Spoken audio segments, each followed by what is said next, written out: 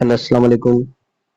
आज मैं कुछ आप लोगों के लिए जो कि इम्तिहान बहुत ही करीब है और एक दिन का वक्त रह गया है।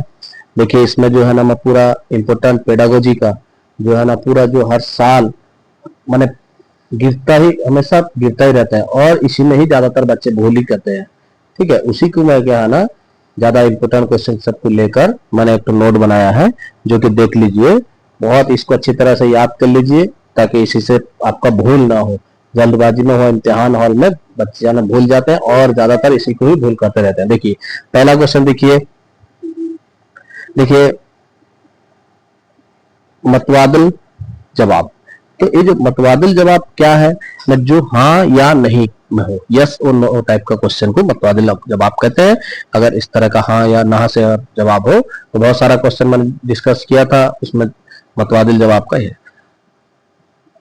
ताद इंतखाब जिनमें एक जवाब सही बाकी गलत, जिसे मल्टीपल चॉइस भी कहते हैं, जिसमें एक जवाब ही सही होता है और सारे बाकी जो है ना तीन के गलत होते हैं, मल्टीपल चॉइस क्वेश्चन होता है, उसको क्या कहते हैं ना तादिल इंतखाब कहते हैं। ममासिल मदाद क्या है न, एक कलम दूसरे कलम को जोड़ने का काम, जिसे कहते हैं कलम ए कलम बी बा कौ स्तंभ ख स्तंभ। ठीक है, कौ स्तंभ ख स्तंभ ममासिल, याद रखिएगा इस तरह का कौ स्तंभ ख स्तंभ ममासिल। मल्टीपल चॉइस तादिल इंतखाब, हाँ नहीं तादिल जवाब। तो इस तरह करके, और जो डैश वाला होता है तकमीली मदद क्या है, जिसमें कोई क्वेश्चन पूछ दिया उसको डैश कर दिया, जहां फुल वहां डैश। तो इस तरह का अगर हो तो उसको हम कह सकते हैं तकमील मदद। तो ये अब तकमील मदद क्या है ना, खाली जगह को भरा जाता है, उसे कहते हैं डैश वाला को कहते हैं, जहां फुल वहां डैश।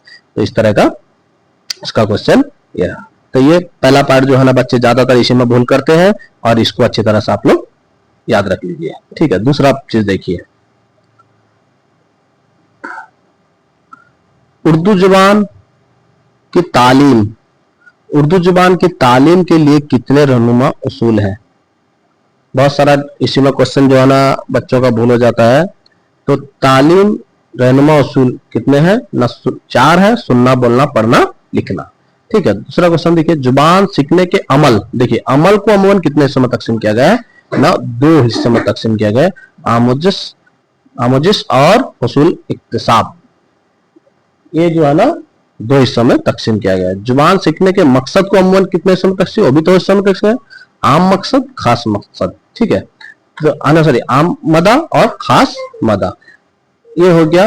और उसके नेक्स्ट क्वेश्चन देखिए, इमदादी सामान यानी कि TLM को कितने हिस्सों में तकसीम किया गया है ना, तीन हिस्सों में तकसीम किया गया है, जो कि बसरी समय और बसरी हो समय। इसे सुना जा सकता है, इसे देखा जा सकता है सिर्फ, और जिसे सुना देखा जा सकता है, जैसे टीवी, इसको क्या ना देखा भी जा सकता है और सुना भी जा सकता है, उसको बसरी और समय कहेंगे।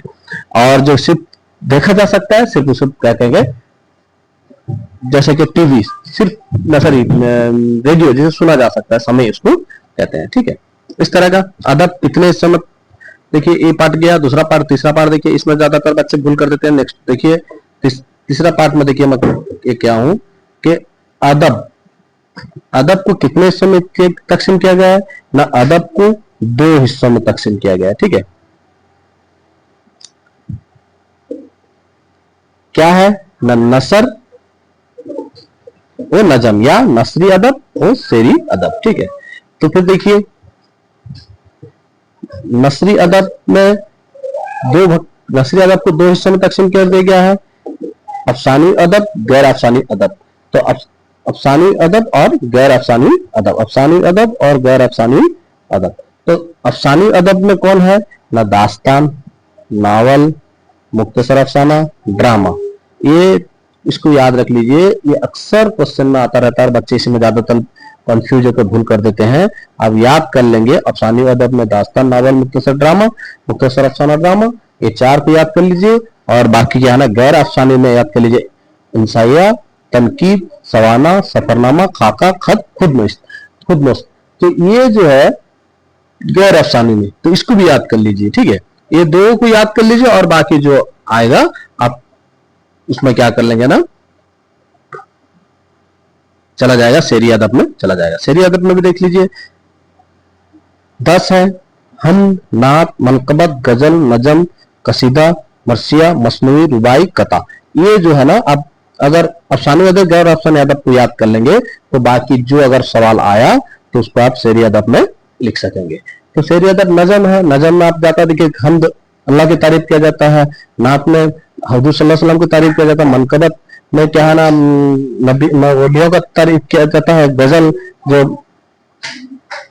शेर होता है, नजम, कसीदा, मरसिया, ये सब जो है ना, रुबाई, कता, ये सब जो है ना नजम में जाता है, यानी कि शेरी अदब में जाता है। ठीक है, तो ये रहा अदब से दो, अदब को दो हिस्सों में तकसीम किया गया है, अफसानी अदब, गैर अफसानी अदब। अफसानी अदब कौन है? दास्तान, नावल, मुकदमा, ड्रामा। और गैर अफसानी अदब इंसाया, तनकीद, सवाना, सफरनामा, खाका, खत, खुदनविश्त। और बाकी शेरी अदब क्या है? ना हमद, नात, मनकबत, गजल, नजम, कसीदा, मरसिया, मसनूई, रुबाई और कता। ठीक है, ये अदब के बारे में, इससे गिरना ही गिरना है। एक जो क्वेश्चन करता है उससे हर एक, इससे एक एक क्वेश्चन गिरता रहता है। ठीक है, देखिए आप, पढ़ाई को आमतौर पर कितने हिस्सों में कितने हैं? तो दो है, एक हो गया क्या ना, बुलंद ख्वानी, और एक है खामोशी। ठीक है, जुबान को कितने किस्म है? जुबान और तहरीरी, रीडिंग और राइटिंग जिसे कहते हैं, दो है। अब देखिए ये क्वेश्चन है, इस तरह का क्वेश्चन, अलीफ प्लस दाल प्लस बे मिलकर होता है क्या? अदब। इस तरह का अगर हो तो उसको तरकीबी तरीका कहते हैं। ठीक है, इसको याद रख लीजिए। पहले अगर खुलकर हो अदब जैसे अलीफ प्लस दाल प्लस बे, तो इसको तरकीबी तरीका कहते हैं। और अगर शुरू में अदब दे दिया और उसको बाद में उसको खोल कर लिखते हैं अलिफ इजिकल टू अलिफ प्लस दाल प्लस दे, तो उसको तहलील तरीका कहते हैं। देखिए इसमें भी बच्चे, ज्यादातर बच्चे कंफ्यूज हो जाते हैं कि उस वक्त में एग्जाम में जो है ना भूल कर देते हैं। आप लोग क्या ना इसको अच्छी तरह से याद रख लीजिए ताकि आपको भूल ना हो। ठीक है, तो उसके बाद में देखिए कुछ ग्रामर, जो उर्दू कवायद ग्रामर का है, तो इसमें जो है ना इम्पोर्टेंट जो है ना आता रहता है, जिसमें जितना सारा क्वेश्चन मार्क है उसमें जो ज्यादातर आता रहता है।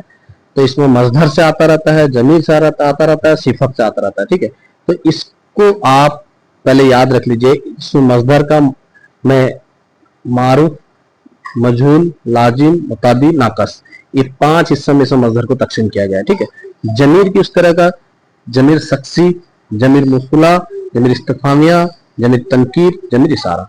तो ये जमीर की किस्म है। सिफत का, सिफत मुसब्बा जाती, सिफत निस्बती, सिफत अददी, सिफत मिकदारी।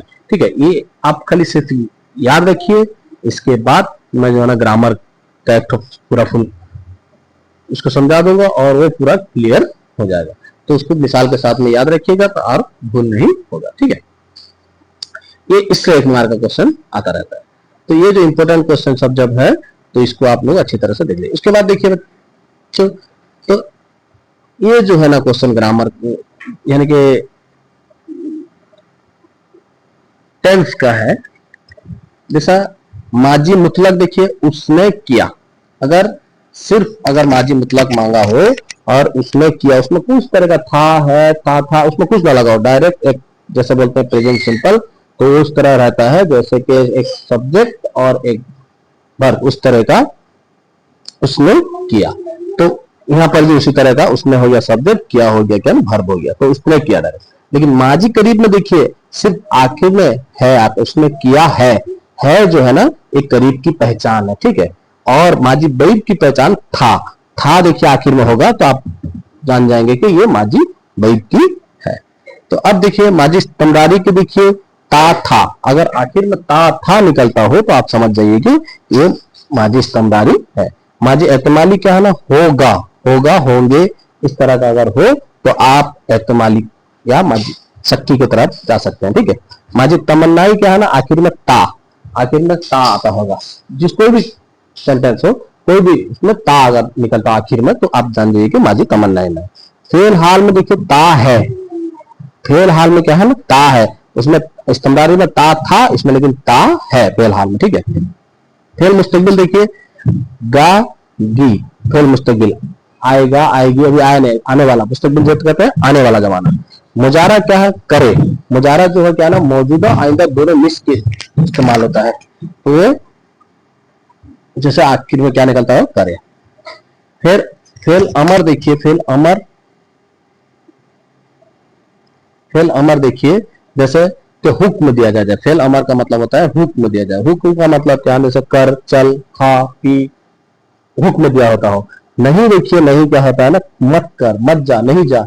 अगर ऐसा आखिर में निकलता हो तो उसको आप क्या है ना, फेल नहीं में इस्तेमाल का सही उसका जवाब होगा। ठीक है, तो ये चीज को अच्छी तरह से आप अगर जरा सा देख लें, अगर नोट कर लें, तो आपके लिए बहुत फायदेमंद होगा। लास्ट टाइम अभी एक दिन बचा हुआ है, आप लोग इसको अच्छी तरह से देख लीजिए और इसी थोड़ा कर लीजिए। इससे ज्यादातर बच्चों का भूल होता रहता है ये सब जो है ना। और देखिए और एक क्वेश्चन देखिए जो कि बच्चों का मिस्टेक होता रहता है, पहले मिसाल देकर कवायद उसूल। अगर बच्चों को अगर कवायद पढ़ाते हो तो पहले अगर मिसाल दो, फिर उसका डेफिनेशन अगर समझाते हो तो उसको तकराई तकराई तरीका कहते हैं। जबकि अगर पहले डेफिनेशन दे बाद में उसका समझाओ मिसाल, तो तकराजी तरीका उसको कहते हैं। तकराजी तरीका उसको कहते हैं। ये चीज को भी याद रखिएगा, ये भी ज्यादातर एग्जाम इम्तिहान में देता रहता है। ठीक है, नेक्स्ट देखिए,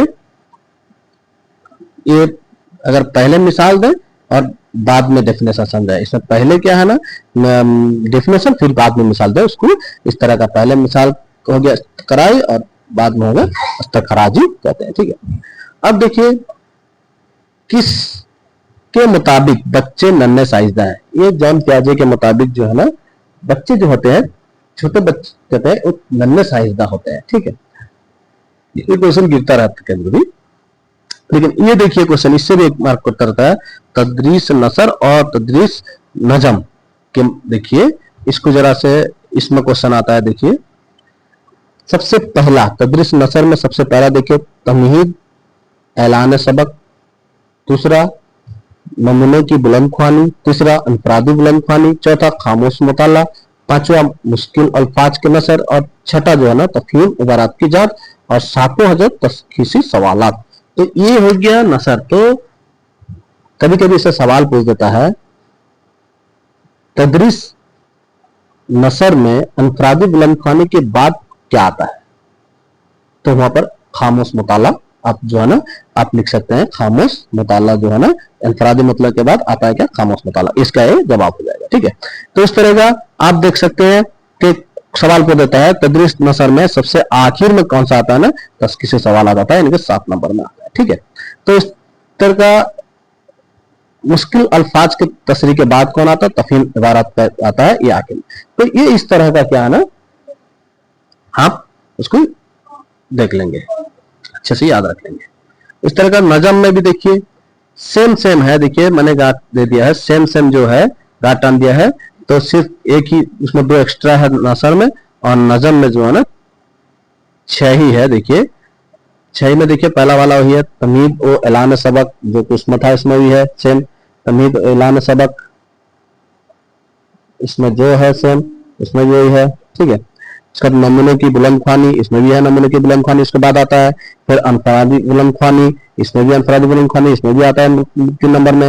लेकिन 4 नंबर में देखिए इस नसर में देखिए खामोश मुताला, इसमें नहीं है। देखिए इसमें जो 6 नंबर में है उसको वो क्या ना 4 नंबर में तफहीम शेर दे दिया है। ठीक है, उसके बाद में 5वें नंबर में तफहीम इबारत का जांच और 6 नंबर शख्सी सवालात। तो 6 नंबर में है शख्सी सवालात। सिर्फ इसमें क्या है ना 4 नंबर 5 नंबर का एक्स्ट्रा है, और इसमें से ये इसको भी आप क्या है ना अच्छी तरह से जरा से देख लीजिए, इसको याद रखिएगा। इसे क्वेश्चन सवाल पूछ देता है तदरीस नजम में नमूने बुलंदख्वानी के बाद क्या आता है? तो अनफरादी बुलंदख्वानी तदरीस नजम में पहला